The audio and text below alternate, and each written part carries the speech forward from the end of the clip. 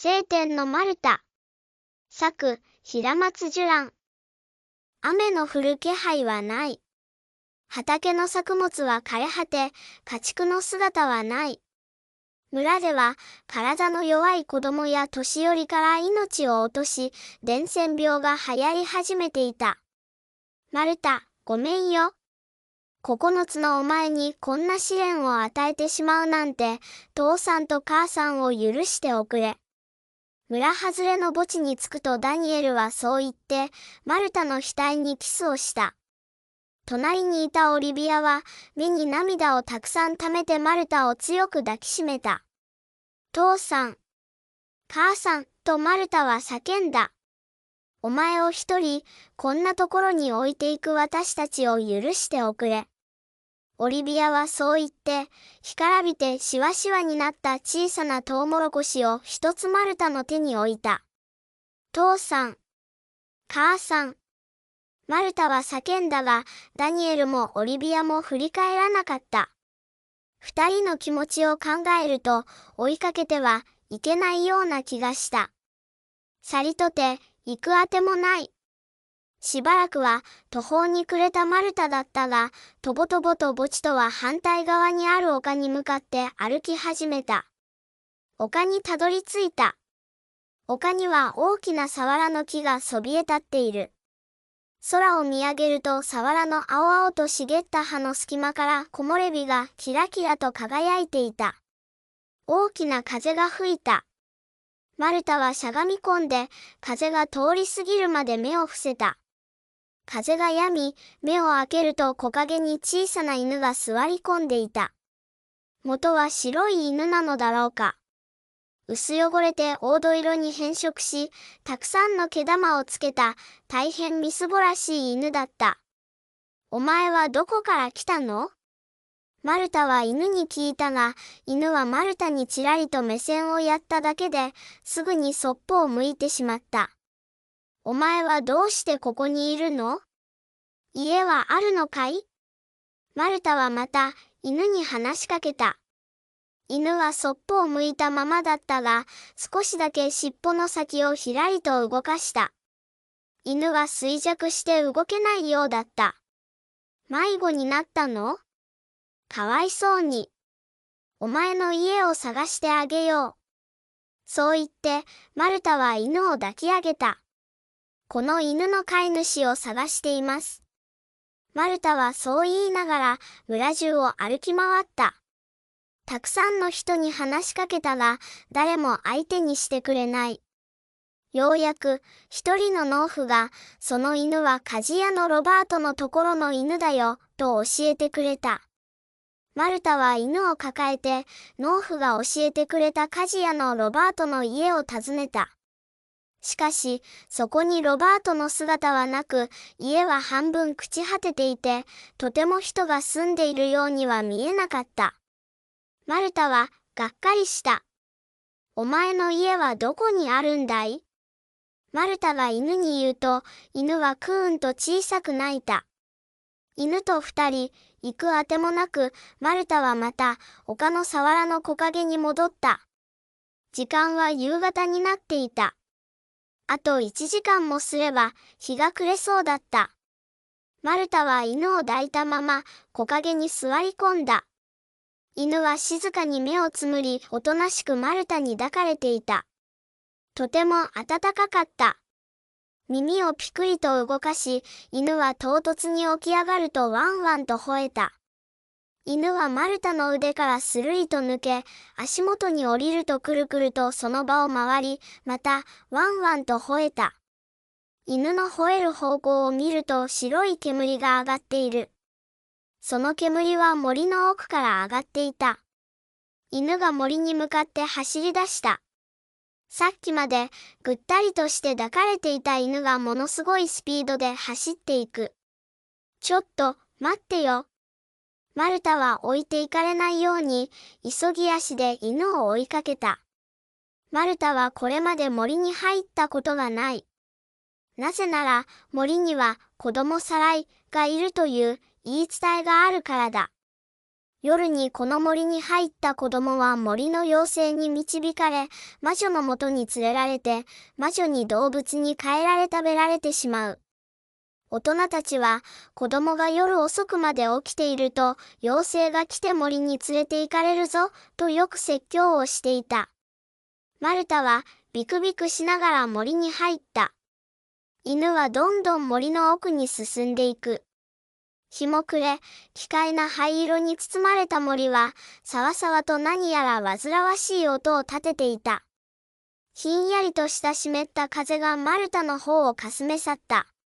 マルタは背筋にひやりと冷たいものを感じた。こんなところで何をしているんだい？ひゃ、マルタは自分でも驚くようなおかしな声を出し、小さく飛び上がった。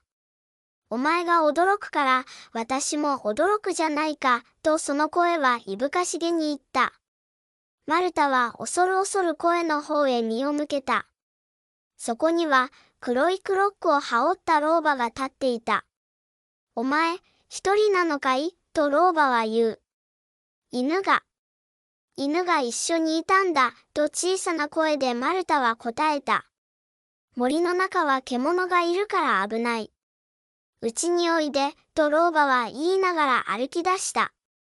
いつの間にやってきたのか、老婆の歩幅に合わせて犬が軽やかに並走していた。マルタは目を疑った。犬はきれいな白色になっていた。大した食べ物はないけど、ご飯をお食べ、と老婆は野菜ばかりのシチューを皿によそってくれた。老婆はマルタにスプーンを渡すと、テーブルの下の床にもシチューの入った小皿を小鳥と置いた。老婆が招き入れてくれた家は、家というには質素な作りで、小屋と呼ぶ方がしっくりきた。ありがとう、マルタは老婆にお礼を言うとシチューを口に入れた。部屋の壁には数枚の写真が額縁に入れられ、飾られていた。これは、おばあさんの家族なの？とマルタは聞いた。老婆は何も答えないまま、隣の部屋に姿を消した。マルタがシチューを食べ終わる頃、隣の部屋から老婆が戻ってきた。こっちの部屋にベッドを用意したから今日はもう休みな。ごちそうさま、おやすみなさい。マルタはそう言うとベッドへ向かった。犬も一緒についてきた。ベッドに横になると布団から漂う日干しの香りに包まれて、マルタは心地が良くなった。香りは睡魔を連れてきて、マルタはそのまま眠ってしまった。音が聞こえる。なんだろう。何の音？音じゃない。気配？マルタの意識がうっすらと目覚めた。今、何時だろう。マルタは窓に目をやった。カーテンの隙間からかすかに月の光が漏れていた。マルタはベッドから降りて窓に近づき、カーテンを少し開けた。月の光が目を刺した。あまりの眩しさにマルタは顔を歪め、目を伏せた。マルタはこんなに明るい月を見るのは初めてだった。カタッと音がした。音のする方を見ると、隣の部屋からの明かりがドアの隙間から漏れている。犬がドアの前に座っていた。マルタはドアに近づき、様子を伺うようにゆっくりとドアを開けた。開いたドアの隙間から、するりと犬が出て行った。あ、ちょっと。マルタは犬を追いかけた。え？そこは食堂ではなかった。星？マルタは空を見上げてつぶやいた。そこには無数の星屑でできた果てしない宇宙が広がっていた。驚いたかい？綺麗だろう。聖典の中からぼんやりと老婆が現れた。サーシャがお前を選んだんだ。え？サーシャだよ。お前の足元にいるだろう。足元を見ると、犬が尻尾をひらひらと動かしていた。ここは、どこなの？これからお前が暮らす世界だよ。え？これからお前は、この世界の主になるんだ。この世界？そうだよ。お前が望み、お前が想像して、お前が破壊する世界だ。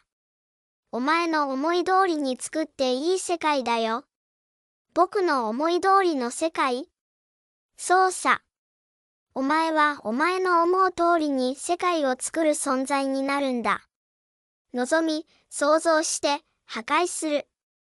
そしてまた望み、作り上げる。これの繰り返しさ。だったら、飢饉を止められる？当たり前さ。お前が望んで作り上げるんだ。できるさ。そのためにお前はここに来たんだ。僕は何をしたらいいの？祈ることだ。心の底から。マルタはひざまずき、両手を胸の前で組んで目を閉じた。その瞬間、大きな風が吹き、暖かな水の中に引きずり込まれるような感触がマルタの全身を覆った。マルタは自分の体が宙に浮いているような感覚を覚え、目を開けた。晴天は消え、目の前には壮大な緑の草原が広がっていた。ふと足元を見ると水たまりができている。水だ。お願い。村に水を。雨を降らせて。マルタは叫んだ。草原に大きな風が吹いた。マルタはその風に乗って空高く舞い上がった。高く舞い上がると眼下に村が見えた。村にはたくさんの雨が降っていた。わー、マルタは嬉しさのあまり大声を上げた。また、大きな風が吹いた。私は年を取った。もう、行くよ、と老婆の声が聞こえた。あたりを見回しても誰もいない。おばあさん？どこ？マルタは叫んだが、老婆の姿はどこにもなかった。ワンワンとサーシャが吠えた。その瞬間、マルタの体はとてつもない光に覆われ、瞬時に何もない無の世界が広がり、その後、晴天に変わった。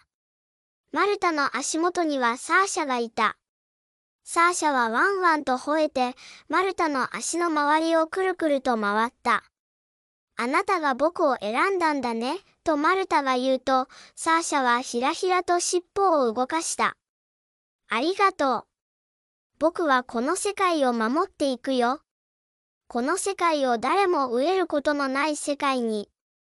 サーシャはマルタの足元で力強く尻尾を振った。